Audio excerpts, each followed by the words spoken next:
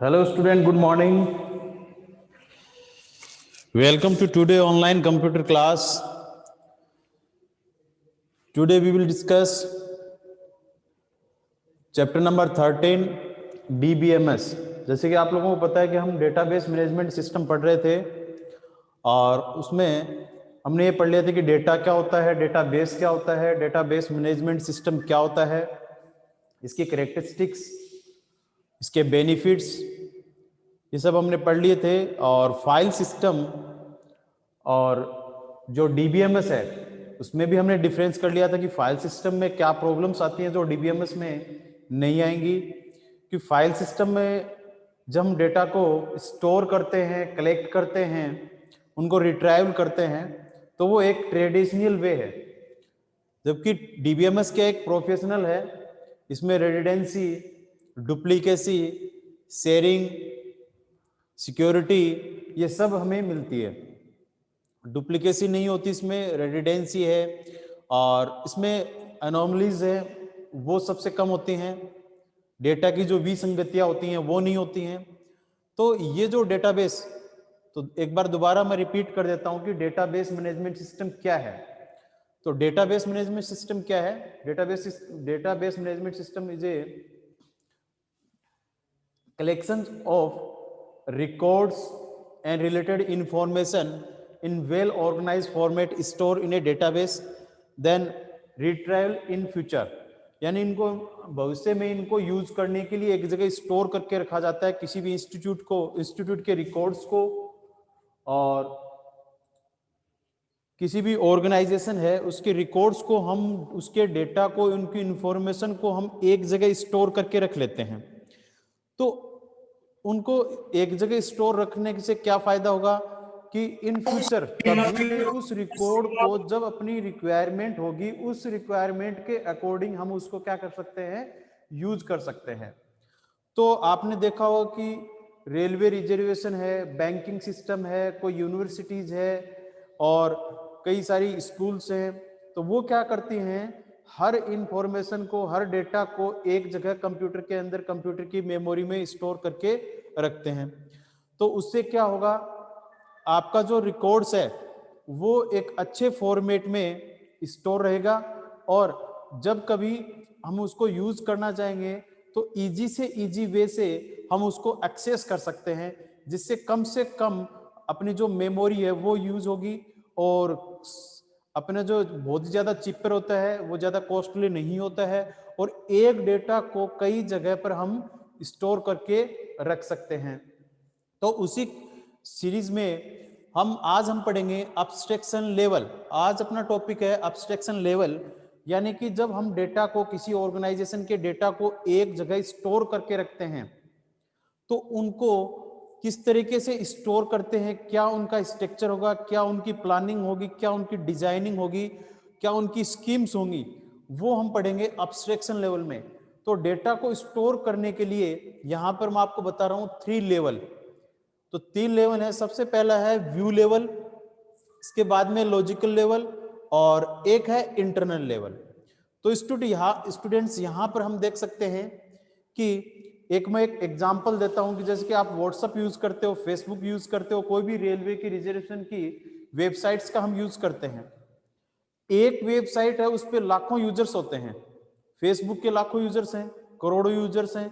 एक railway reservation की website पे जाते हैं, या फिर कोई बैंक की वेबसाइट को ओपन करते हैं, स्टेट बैंक की वेबसाइट है उसको ओपन करते हैं, एक वेबसाइट और उनको लाखों यूजर्स होते हैं। यानी एक डेटा को क्या कर रहे हैं, वो शेयर कर रहे हैं। तो यहाँ पे हम देख पा रहे हैं ये यूजर 1 है, यूजर 2 है और यूजर 3 है। तो यहाँ पे इस जो जैसे ही हम फेसबुक को ओपन करेंगे, या फिर कोई रेलवे रिजर्वेशन की वेबसाइट को ओपन करेंगे, किसी यूनिवर्सिटी की वेबसाइट को ओपन करेंगे, तो सबसे पहले जो होम पेज आता है, पहला जो व्यू आता है, उसको हम बोलते हैं एक्सटर्नल स्कीमा। यहां पर बात करते हैं स्कीमा क्या होते हैं।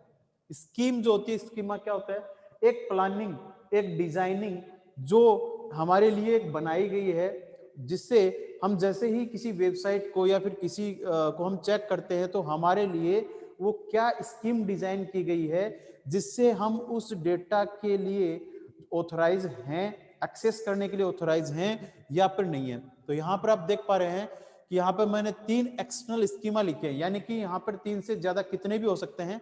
तो ये है यूजर। अब यूजर क्या करता है, डेटाबेस से डेटा को एक्सेस करता है। तो ये क्यों बनाए गए हैं लेवल, ये इसलिए बनाए गए हैं कि सबसे पहले जितना अपने हम ऑथोराइजेशन है किसी डेटा को यूज करने के, वो ही हम डेटा को एक्सेस कर सकते हैं। जैसे कि आप अपना रिजल्ट चेक करते हो, उस रिजल्ट को चेक करते हो तो आप अपने रोल नंबर लगाते हो, सिर्फ आपको आपकी मार्कशीट दिखाई देगी, बट आपको ये नहीं पता होता कि वो आपके जो नंबर्स हैं वो कहाँ पे स्टोर है, कौन से डेटाबेस का यूज किया जा रहा है, किस स्ट्रक्चर में यूज किया गया है, कैसे उसको स्टोर किया गया है, कहां पर यूज किया गया है। ये सब यूजर से छुपा हुआ रहता है, हाइड रहता है। वो कहां रहता है, डेटाबेस के अंदर स्टोर रहता है। एक मेमोरी लोकेशन होती है, वो हमें ये नहीं पता। जैसे फेसबुक है, तो फेसबुक का डेटा कहां पर स्टोर है, दिल्ली में है, चंडीगढ़ में है, मुंबई में है, पुणे में है, या फिर यूएसए में, हमें नहीं पता कहां पर है। हमें सिर्फ इतना ही पता है कि फेसबुक को ओपन करते हैं और हमारे सामने जो क्या आती है, उसकी स्क्रीन आती है, उस पर हम क्या करते हैं, जो भी अपने यूजेबल रिक्वायरमेंट्स होती है उनका यूज करते हैं। बट उनके डेटा कैसे स्टोर हैं कहीं पर, और कितने डेटा स्टोर है, कहां पर स्टोर है, ये हमें नहीं पता होता। तो जो एक्सटर्नल स्कीम्स है वो सिर्फ यूजर के लिए इतना ही होता है। फिर हम बात करते हैं कॉन्सेप्चुअल लेवल और फिजिकल लेवल की, जो कि होता है जिसको हम बोलते हैं लॉजिकल लेवल।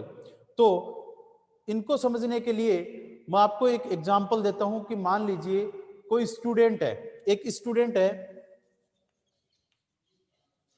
स्टूडेंट का एक रिकॉर्ड है, मान लीजिए इधर है रोल नंबर और ये है नेम 1 2 3 AB। तो यहां पर मैंने एक छोटा सा रिकॉर्ड बनाया, तो ये रिकॉर्ड सिर्फ हमें क्या दिखाएगा, ये रिकॉर्ड की जो डिजाइन है, उसका स्ट्रक्चर है कि किस तरीके से रोल नंबर लिखा हुआ है, फिर नेम लिखे हुए हैं। तो ये सारी जो डिजाइनिंग है ये आपके कंसेप्चुअल लेवल में होगी कि यहाँ पर सबसे पहले जो ऊपर नेम लिखा है, यानी कि एक स्टूडेंट टेबल में, जैसे मैं यहाँ पे एक स्टूडेंट टेबल बनाता हूँ, स्टूडेंट और ब्रैकेट का स्टार्ट करके मैं यहाँ पे देखिए ये सबसे पहले रोल नंबर लिखा है। अब ये रोल नंबर है, हमें पता है कि ये स्ट्रिंग है, करेक्टर है, इस रोल नंबर में नाम आएगा या फिर नंबर आएंगे, ये चीजें यहां पर हमें डिक्लेयर करनी पड़ेंगी। फिर नेम हो सकता है इसका जो, और एफ नेम, एड्रेस, यानी ये सारी चीजें, इसकी जो प्लानिंग तैयार की गई है कि तो वो कहां पे, यहां इस स्ट्रक्चर में, फिजिकल लेवल में और कॉन्सेप्चुअल लेवल में। यानी यहां तो सारा डेटा रिकॉर्ड है, आपका जो भी जो डेटा है, रिकॉर्ड्स है, इंफॉर्मेशन है, वो सारे यहां पर स्टोर है। उनको स्टोर करने के लिए कौन सा स्ट्रक्चर यूज किया गया है, किस प्रकार के डेटा टाइप्स का यूज किया गया है, ये सब बातें हम लॉजिकल लेवल में जानेंगे। तो यहां पर लॉजिकल लेवल के लिए, जैसे ये जो स्ट्रक्चर मैंने बनाया है कि यहाँ पे स्टूडेंट्स के रिकॉर्ड रखने, तो उसके रोल नंबर होंगे जो कि यहाँ पर इंटीजर टाइप के होंगे, नेम होगा, उसका एफ नेम होगा, उसका एड्रेस हो सकता है। तो ये एक हमने यहाँ पे एक डिजाइन बनाई है, एक स्ट्रक्चर बनाया है, वो स्ट्रक्चर इस फिजिकल लेवल या फिर कंसेप्चुअल लेवल के अंदर डिजाइन किया जाता है कि किस स्ट्रक्चर में वो रखे जाते हैं। तो ये प्रोग्रामर का काम होता है। फिर यहाँ पर इसका डेटाबेस होता है कि सारे जो डेटा हैं वो इस डेटाबेस में, इसको हम बोलते हैं इंटरनल लेवल, ये इंटरनल लेवल के अंदर स्टोर किया जाता है। तो सारा डेटा जब किसी भी इंस्टीट्यूट का, ऑर्गेनाइजेशन का, किसी एक बहुत पॉपुलर वेबसाइट्स जो होती हैं उनका डेटा यहाँ पर स्टोर होता है। जैसे कि स्कूल की बात करते हैं, अब यहाँ पर स्कूल की वेबसाइट को स्टूडेंट भी यूज करता है, अकाउंट्स का जो कलरक होता है वो भी यूज करता है, स्कूल का प्रिंसिपल भी यूज करता है, लाइब्रेरियन भी यूज करता है। बट स्कूल के हर चीज का रिकॉर्ड्स कहां रहेगा, डेटाबेस में।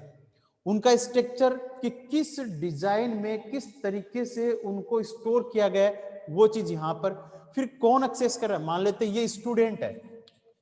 अब स्टूडेंट क्या करेगा, वो अपनी रिजल्ट चेक कर सकता है इसी वेबसाइट से, एक वेबसाइट से रिजल्ट चेक कर सकता है, या फिर अपने जो भी स्कूल के बारे में फैकल्टी, स्टूडेंट्स है, पिक्चर वगैरह वो देख सकता है। एक ये है।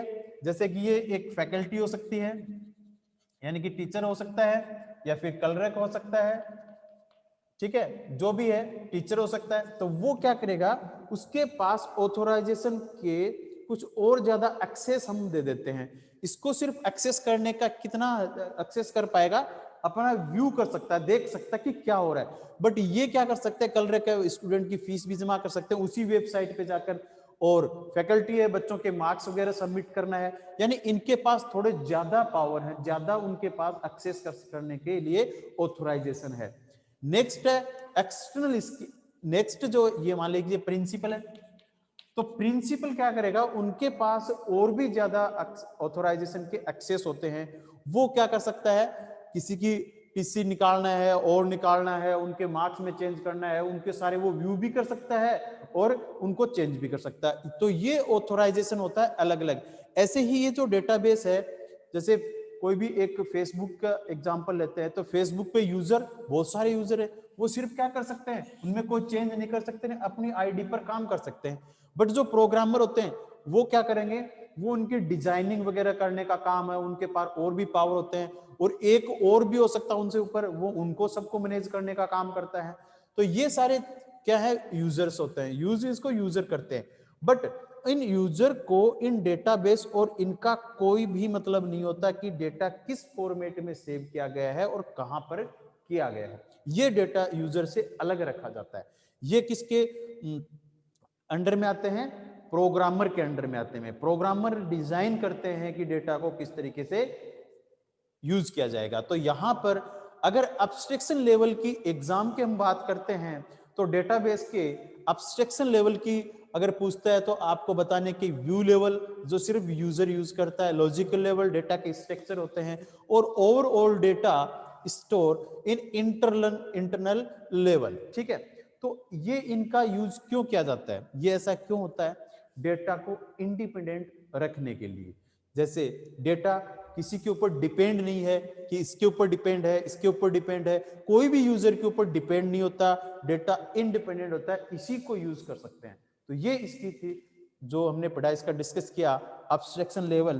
तो और थोड़ा सा मैं बता देता हूं कि फिजिकल लेवल के बारे में, कि the physical schema specify how the relation are actually stored in secondary storage media device. It also specifies auxiliary data structure index used to speed up the access the relation। यानी कि physical की बात की जा रही है, तो physical में डेटा को किस फॉर्मेट में रखा जाएगा जिससे यूजर उनको फास्ट एक्सेस कर सके। ठीक है, तो ये आपका है इसका फिजिकल लेवल का।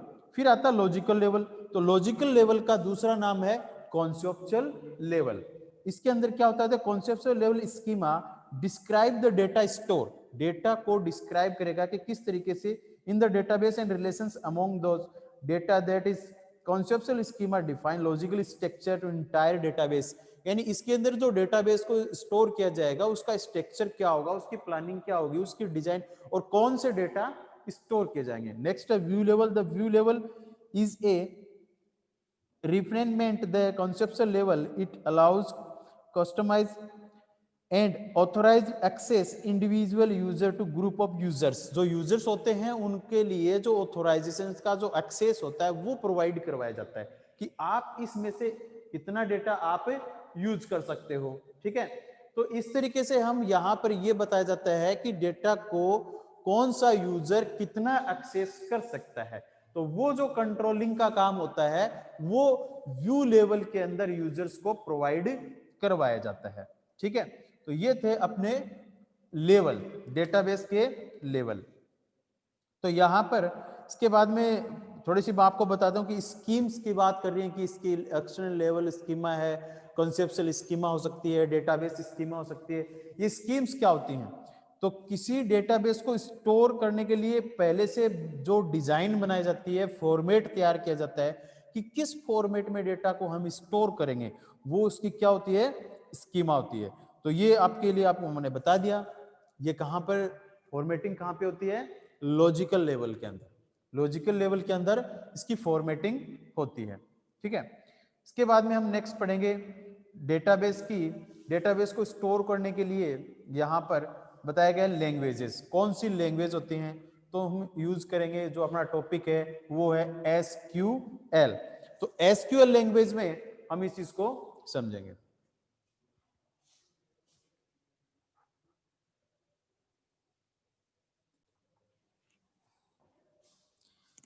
तो स्कीम्स के बारे में मैंने आपको बताया कि जो डिजाइन्स होती है, प्लानिंग होती है, वो क्या होती है, स्कीम्स होती हैं अपनी। और उन स्कीम के अंदर डेटा को हम क्या करके रखते हैं, स्टोर करके रखते हैं। किस तरीके से स्टोर करेंगे, जैसे कि मैं आपको एक एग्जांपल देता हूं इंस्टेंस का। इंस्टेंस क्या होता है और स्कीम्स क्या होती हैं। जैसे कि मैं यहाँ पे कोई इंप्लॉय की टेबल बनाता हूं, इंप्लॉय नाम से एक टेबल बनाएंगे और इस टेबल में यहां पर लिखेंगे इंप्लॉय कोड,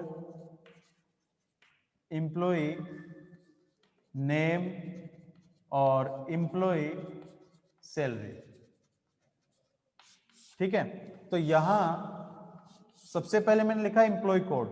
तो ये जो मैंने कोई भी इंप्लॉय को के डेटा को स्टोर करने के लिए मैंने यहां पर क्या बनाई है, टेबल बनाई है, एक स्ट्रक्चर तैयार किया है, एक स्कीम तैयार की है, दैट इज स्कीम। ठीक है, इसी को हम बोलेंगे स्कीमा। ठीक है, अब यहां पर यहां इनके रिकॉर्ड डालेंगे। इसके एग्जाम्पल क्या हो सकते हैं, इनको फील्ड भी बोल सकते हैं, एम्प्लॉइज टेबल, और ये इसके एट्रीब्यूट्स भी हैं, या फिर इनको फील्ड, फील्ड 1, फील्ड 2, फील्ड। अब इन फील्ड्स के रिकॉर्ड हम दर्ज करेंगे, यहाँ पे स्टोर करेंगे। मान लीजिए एम्प्लॉय कोड है 101, that is in instance of schemas. तो एम्प्लॉय नेम, जैसे यहाँ पे किसी का नाम है ABC और सैलरी है 10,000। ठीक है, 102 XYZ और यहां पर 20,000। ठीक है, तो यहां से ये जो हैं इनको हम बोलेंगे इंस्टेंस, इंस्टेंस। और ये जो है यहां पर इनको बोलेंगे फील्ड, और या फिर हम बोल सकते हैं इनको स्कीम्स। और ये आपकी क्या हो गई, टेबल। ठीक है, तो इस तरीके से हम आपके एग्जाम में इंस्टेंस क्या होता है, तो इंस्टेंस एग्जाम्पल होते हैं किसके, स्कीमा के एग्जाम्पल होते हैं। ये रिकॉर्ड्स को हम क्या बोल सकते हैं, इंस्टेंस बोल सकते हैं। ये इनके उदाहरण है। ठीक है, जो रिकॉर्ड होता है, जो रिलेटेड होता है, जो डिपेंड होता है एक दूसरे पे, जैसे ये 10,000 किस पे डिपेंड है, इस ABC पे डिपेंड है। ABC का क्या सैलरी होगा, 10,000। हाँ, जरूरी नहीं है कि भैया 10,000 इस पे, 10,000 दोनों की भी तो हो सकती है। तो ये इस पे डिपेंड है, बट ये किस पे डिपेंड है, एक यहां पर यूनिक होगा, एक जो आपकी रिकॉर्ड्स होंगे वो यूनिक होंगे सारे, और उन पर सारे डिपेंड होंगे। जैसे 101 है, इस इंप्लॉय कोड 101 किसी दूसरे इंप्लॉय को हम नहीं देंगे।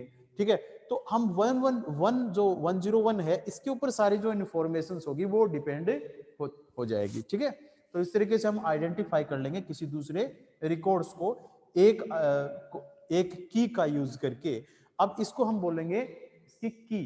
तो ये क्या होगा, इसकी प्राइमरी की है, और प्राइमरी की से हम दूसरे जो रिकॉर्ड्स हैं इनको एक्सेस कर सकते हैं। नेक्स्ट है आपका, जैसे कि मैंने आपको अभी बताया कि डेटाबेस लैंग्वेज। तो डेटाबेस लैंग्वेज क्या होती है,